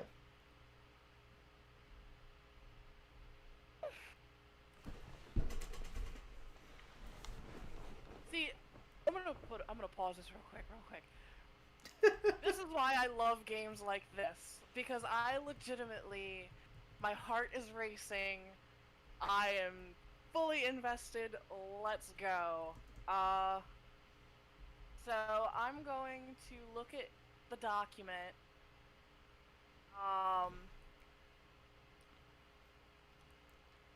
You look at the document. Essentially, what happens is it teleports to all random. Basically speaking, it's like what's it?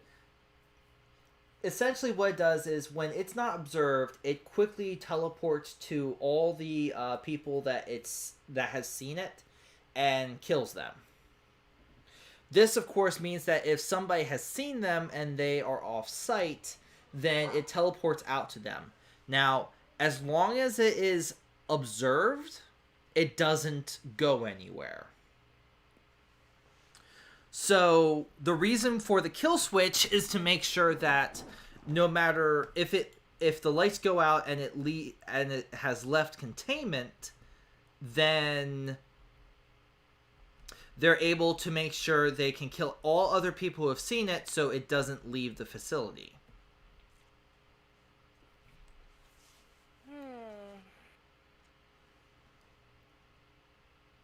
You also note that the person that was supposed to have his goggles on, the goggles are on the desk.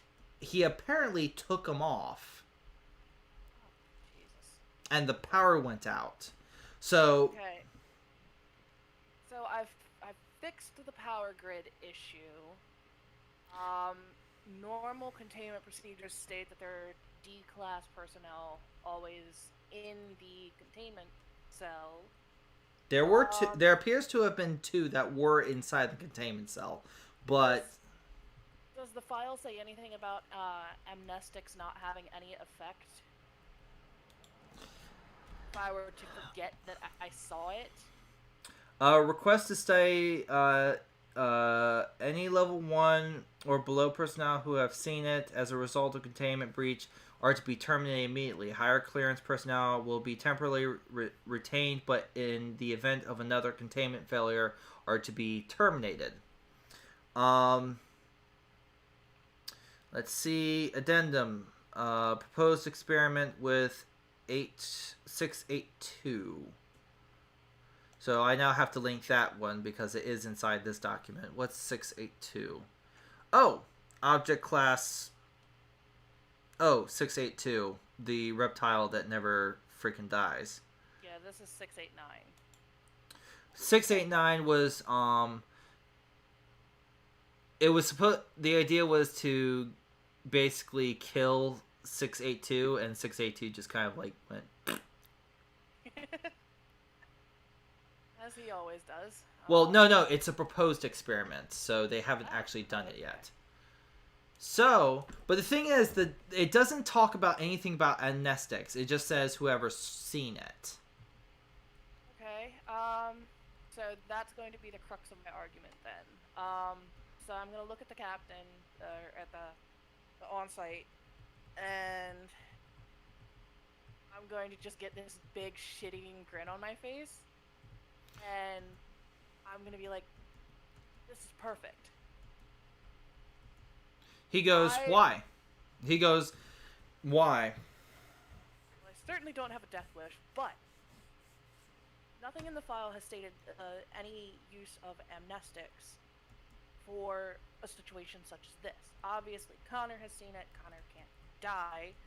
He would obviously be another avenue for testing, but what if we forget that we saw it?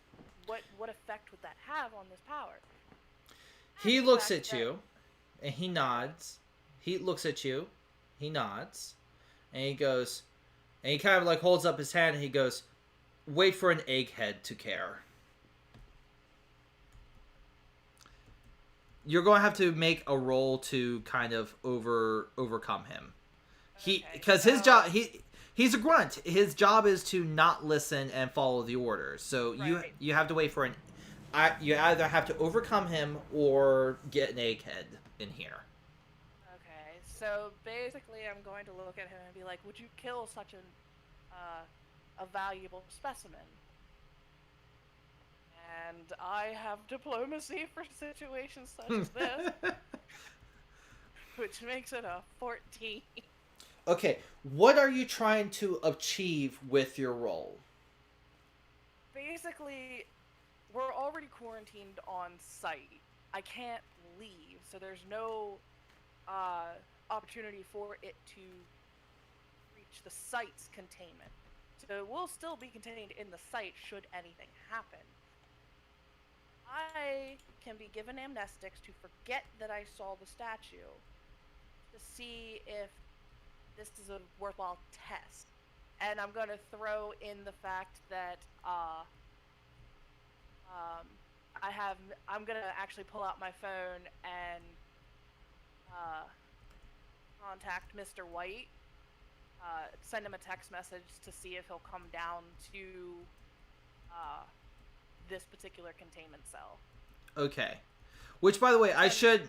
because I would not have, like, when I was reading the article, I missed the point. All the task force, you notice that they do have visors on their heads, and they appear to have, like, echolocators going on. So they have, like, kestrel headsets on. Also, I'm going to get a little irritated.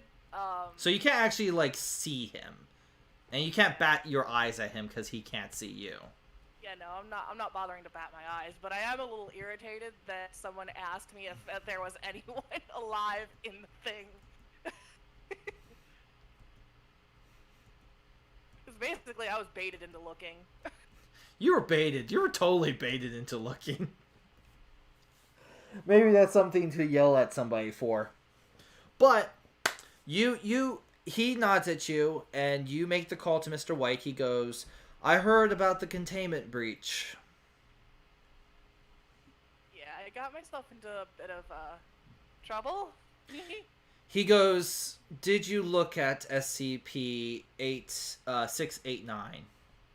Yeah. He sighs, and he goes, "You know what must happen. You must be fitted with a kill switch." Yes, but I checked the file. No one has done any work with amnestics.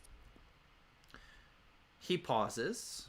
He goes, And since we're stuck in quarantine anyway, I'm not going to be able to leave the site. So there's no reach into the world at large. He nods, and by the way, I'm actually really liking... This was totally randomized, so this situation came out completely random. And I'm totally loving it because it's making me think. And I'm pulling all of this shit out of my ass. Hey, you're not the one who has to pull shit out of their ass, too. I just don't want to kill my character. I love Brent. I honestly don't want to get your character killed, but this is a very deadly situation, and I'm going to be very honest with you. Hero Builder does not like insta-kills, but SCP, by definition, has insta-kills in it. So this would probably be one of these situations where insta-kills would be viable per the rules anyway. Per the Obviously, rules. At the Hero Master's discretion, but... As the Hero Master, I'm trying not to be like... As Prince would say, I'm not saying no. I'm trying to expend everything in my arsenal to see if there might be a way around it, to kind of have it grown organically. So we are going to see if this experiment works. Now, Mr. White nods and he goes, all right. I do know SCP-689. And this will have to be investigated to see what exactly happened. But we do have an interesting quandary on our hands. We have a once-in-a-lifetime... Well, not once in a lifetime. You can always get more. Just ask Mr. Connor. Well, once in my lifetime. You can hear him chuckle at that. He goes, well, we do have a chance for a unique experiment. The task force obviously has echolocator, so they haven't seen it, and it is inside its containment facility, correct? Yes. It never left the cell. He goes, we will give... And you said, and by what I've heard, Mr. Connor has seen it as well. Yes. Let me make a quick call, but tell the task force to hold on Mr. White's orders. Okay, I look at the captain and well, I guess I can smile, but it's not going to do anything. Mr. White says to hold off on the murder bits. You see him nod, he goes, I can hear echolocator. Well, actually, no, that wouldn't actually do that. He nods and he goes, he nods and he goes, very well then. Oh, he rolled, Mr. White rolled very well. And for people who see that on the screen, yes, he did roll a 17. A few moments pass and you hear Mr. White, the phone ring from Mr. White. Oh, wait, hold on. Well, I just realized that no one's technically actually looking at this guy. So I'm going to retcon in 2D class. There we go. Isn't that lovely? This is Hero Builder. I can retcon anything in because it occurs to me they would have brought that. They would have brought the D class. Blah. And for those who were screaming... I was about to say, technically Connor never really took his eyes off of it. He's still standing in the door. True, but no, he came in to talk to you guys, so that was my fault. Okay. So 2D class are currently in there as well. That's important. So that would have been procedure. You hear Mr. White call back, and he goes, so, Miss Burns. Yes. You are technically already a dead woman walking. Do you wish to put your life on the line for science? Connor would really be the only one to see this, but you see like this maniacal grin kind of cross her face. Absolutely. He goes, good. Now, your hypothesis is that amnestics will work with SCP-689.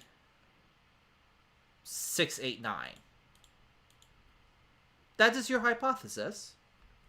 Yes. So in order to properly give this a good analysis, the D-Class are D-Class, they are expendable, but we are going to give Mr. Connor and yourself amnestics. Okay. If your hypothesis is correct, actually, he nods and he goes, no. There are currently 4 people affected by SCP-689. Sorry, this is me trying to work out the hypothesis. Basically, this is nothing but throwing monkey wrenches into a machine this game tonight, and I'm good at that kind of stuff. But your hypothesis about the amnestics to basically wipe your memory. He goes, okay. What we're going to do is we're going to administer amnestics to you. And only you. The 2D class and Mr. Connor are not going to be given amnestics. And if it wasn't for Lord Bird's character, who's immortal, this also probably wouldn't work. So this is actually a very unique situation. I really hope like the Foundation comes across this and like adds it to the article. I don't know how one would add things to the article, but this honestly should be added, this experiment. And it could be that, you know, amnestics were tried, but we just haven't seen it in the actual article just yet. I kind of perused it after being exposed, and I didn't see anything in a cursory glance, so... But yeah. Let's continue with it. Yeah. So, let's put it this way. You hear, he nods and he goes, so, if your hypothesis is correct, Mr. Connor and the 2D class will be killed. Mr. Connor, of course, can regenerate, and we can get more D class, but you will turn your back to the wall. You will basically look at the wall. Okay. And we are going to administer the amnestics. Now, the task force manager, the task force lead will administer it to you. Okay.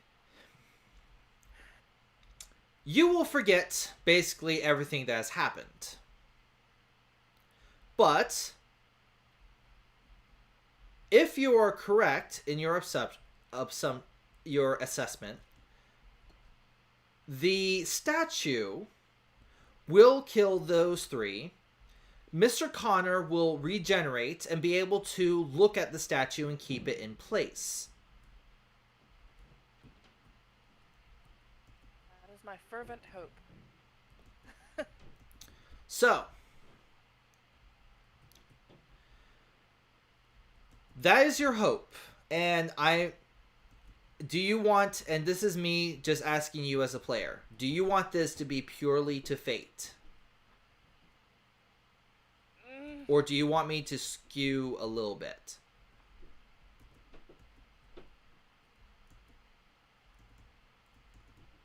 Oh, God.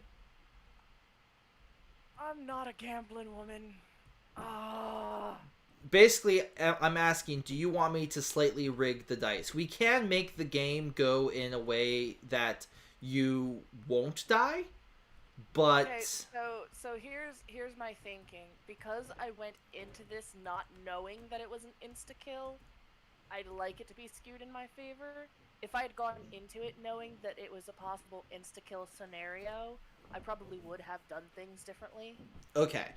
I can respect that. So, for the viewers at home, we are going to skew it slightly in her favor. She still might die, but we are going to skew it in her favor. How we are going to do this is she gets 1 extra reroll. Alright? Everybody pray. But if the reroll is still bad, she is doomed.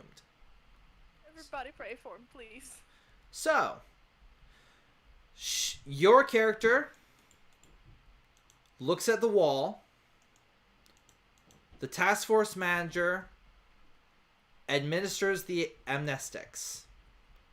The 2D class personnel, along with Mr. Connor, are currently inside looking at the statue.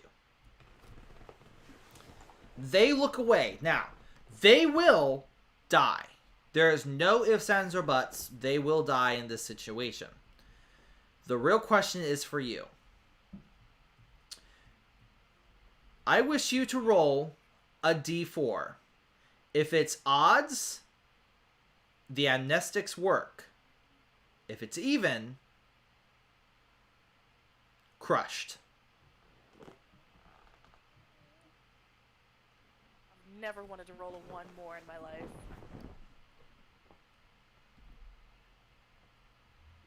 Odd. Your hypothesis worked. Oh. I could kiss the wall right now, but I don't remember anything, so... You're currently looking at the wall, kind of nodding, going, can I turn around for some reason? The task force manager, you cannot remember this situation in this case. Okay, but I do trust the task force, though, so I stay put. You stay put. You hear faint crushing sounds. And then you hear the task force kind of like looking at you and then looking at the person in the room. And they say, Mr. Connor, turn around. You hear a visible sigh come from a speaker on the door. And then suddenly you hear a crush. And he looks back and he goes, am I done being crushed now? One more time, Mr. Connor, for good luck. And Mr. Connor gets crushed again.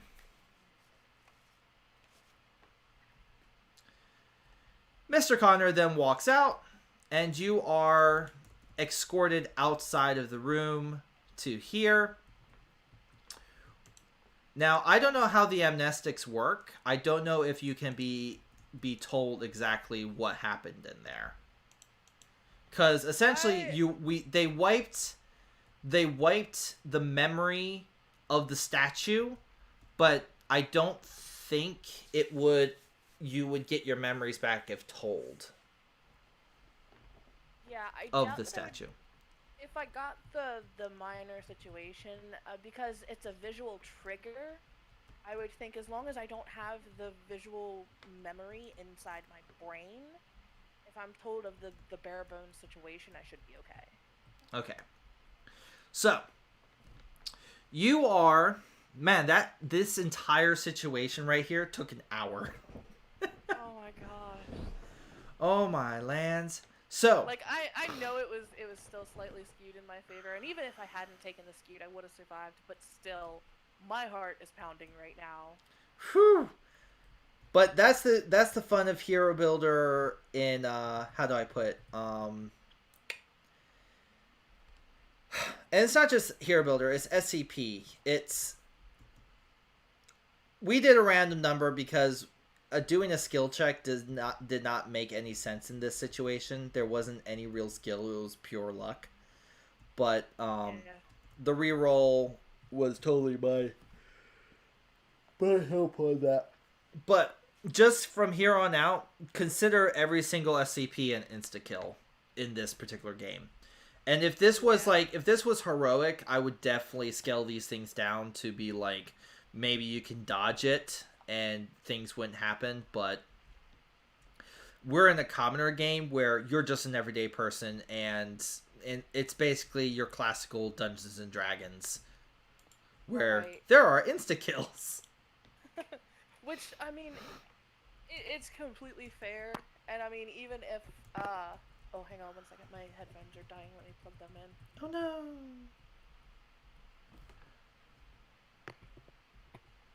Actually, you were kind of stuck in place looking at this too, so the title of the episode definitely turned out to be correct. Very, very apropos.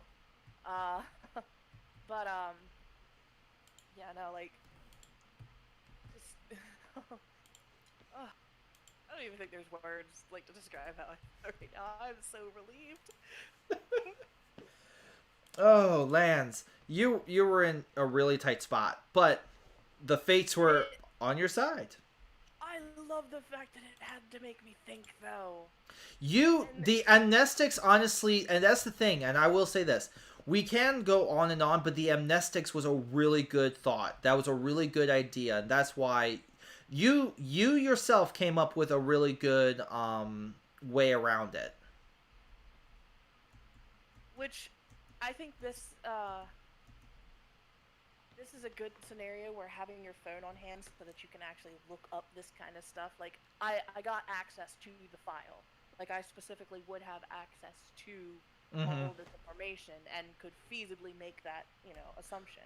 Which makes SCP such an interesting it's a really play in. It really is something interesting to play in a role-playing session, because you're right, you can look it right up on your phone and like look at the information and like kind of go, okay, how can I get around this so my character just doesn't insta die?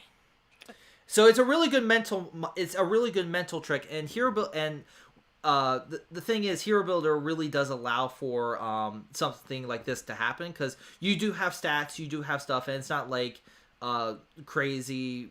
Like, Hero Builder is more combat based, but Commoner is more roleplay based, and your knowledge of perception and your skill checks did help you in this situation of like knowing the SCP, figuring out the SCP, and not just this one, but the other ones as well. So. Okay. Well, being briefed on the situation, I believe I owe Mr. Connor a drink. Mr. Connor looks at you and he goes, yeah, I could go for a drink right now. Maybe a nice rum. Some rum and a little bit of tequila. He says... You see me start to like salivate. Irish coffee. He goes, I heard they put the coffee machine back in the cafeteria.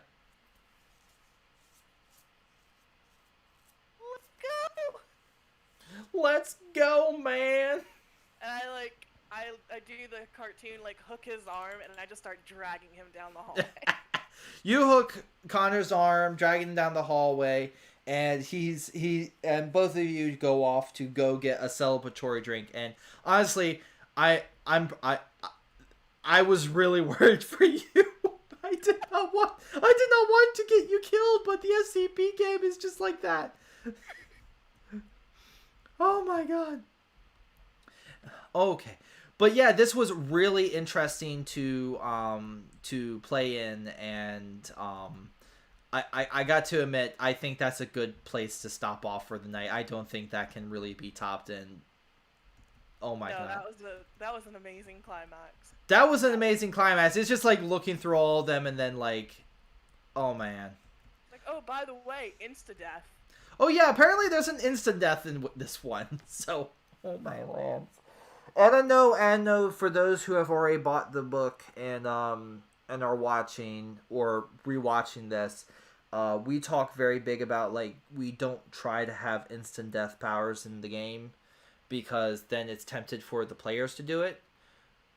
But in this situation with the SCP, it's kind of with the territory, and even then, it's kind of the spirit of Hero Builder of you do what you want and what plays best for the game. And in this situation, there was an instant death power on the line.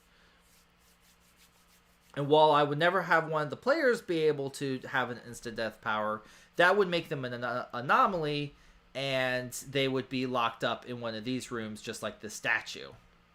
So, just bear that in mind. But it was really your cunning, Sarah, that really shined in that instance. So you should really pat yourself on the back. You really did save your character. You really did save your character. It was a good bit of roleplay, because remember your character, Miss Burns, really thinks outside the box. So, and is really manic. So it would be within her character to do that. So you played very well, and I applaud you. I don't know how this would have played out with crap. I can't remember his name all of a sudden. I feel so bad. Chris. I feel so bad because I don't know how Chris would have reacted in this situation, and me personally, I probably should not have put you in such a situation by having the task task force guy bait you into looking in. To be fair, this kind of like leans back into what I was saying earlier about vetting possible SCP encounters and putting them in a list for a random generator. It would help avoid a situation such as this, but considering the fact that we did it on the fly, and it was pretty far down there, the caveat of what happens if you're infected, and it's a pretty decent sized page, so for you to have missed that one line, I think falls within the realm of, acceptable risk that you take with a random generator, because like, obviously, like, if you come across 682, you know what 682 is about. Everyone who's familiar with SCP knows 682. Above like a cursory level knows 682 and knows, oh yeah, if you walk close enough to this thing, it's going to eat you. Because it hates all humanity. Exactly.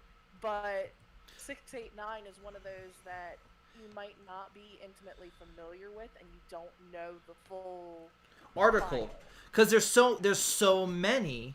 And the thing is, part of the reason for this episode was kind of show that anything. We probably won't do an episode like this because me and Tim want to show off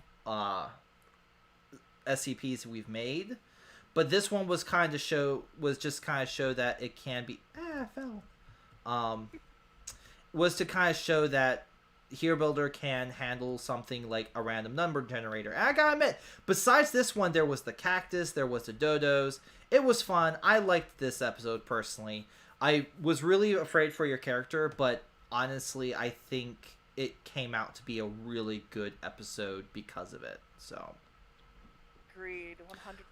Although if you were totally scared, I was totally scared for you, and I'm so sorry. But also, it also allowed the random number generator really does help bring something like the statue. I didn't even know the statue existed. I didn't even know the dodos existed. I did not know about the dodos, and I did not know about the cactus, but I have read this one once before, but it wasn't something that really captured my imagination until right now.